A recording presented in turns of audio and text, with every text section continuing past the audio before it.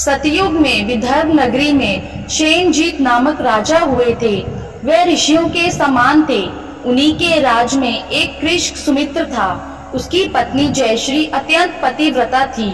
एक समय वर्षा ऋतु में जब उसकी पत्नी खेती के कामों में लगी हुई थी तो वह रजस्वला हो गई।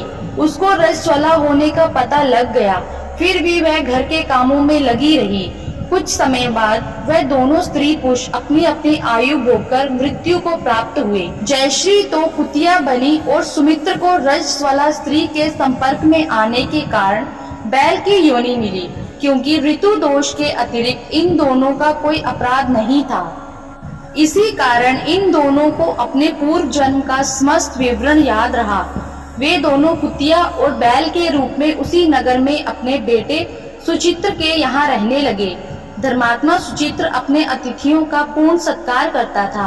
अपने पिता के श्राद्ध के दिन उसने अपने घर ब्राह्मणों को भोजन के लिए नाना प्रकार के भोजन बनवाए। जब उसकी स्त्री किसी काम के लिए रसोई से बाहर गई हुई थी तो एक सर्प ने रसोई की खीर के बर्तन में विष वमन कर दिया। कुतिया के रूप में सुचित्र की माँ कुछ दूर से सब देख रही थी। पुत्र की बहू के आने पर उसने पुत्र को ब्रह्मा हत्या के पाप से बचाने के लिए उस बर्तन में मुंह डाल दिया।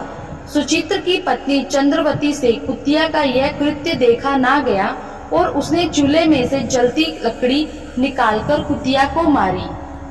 बेचारी कुतिया मार खाकर इधर उधर भागने लगी।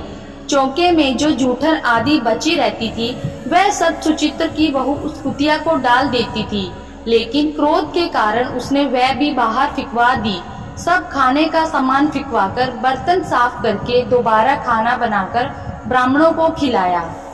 रात्रि के समय भूख से व्याकुल होकर वह कुतिया बैल के रूप में रह रहे अपने पूर्व पति के पास आकर बोली, हे स्वामी, आज तो मैं भूख से मरी जा रही हूँ।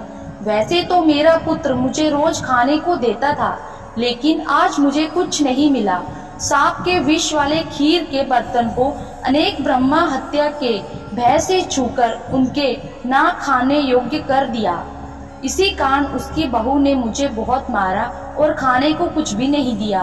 तब वह बैल बोला, हे भद्रे, तेरे पापों के कारण तो मैं भी इस योनि में आ पड़ा हूँ और आज बोझा ढोते ढोते मेरी कमर टूट गई है। आज मैं भी खेत में दिन भर हल में जुटा रहा हूँ। मेरे पुत्र ने आज मुझे भी भोजन नहीं दिया और मुझे मारा भी बहुत। मुझे इस प्रकार कष्ट देकर उसने इस श्राद्ध को निष्फल कर दिया। अपने माता पिता की इन बातों को सुचित्र सुन रहा था। उसने उसी समय दोनों को भर पेट भोजन कराया और फिर उनके दुख से दुखी होकर वन की ओर चला गया।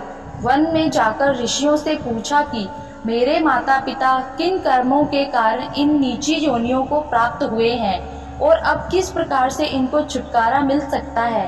भाद्रपद महीने की शुक्ल पंचमी को मुख शुद्ध करके नदी के पवित्र जल में स्नान करना और नए रेशमी कपड़े पहनकर अरुधंती सहित सप्त ऋषियों का पूजन करना।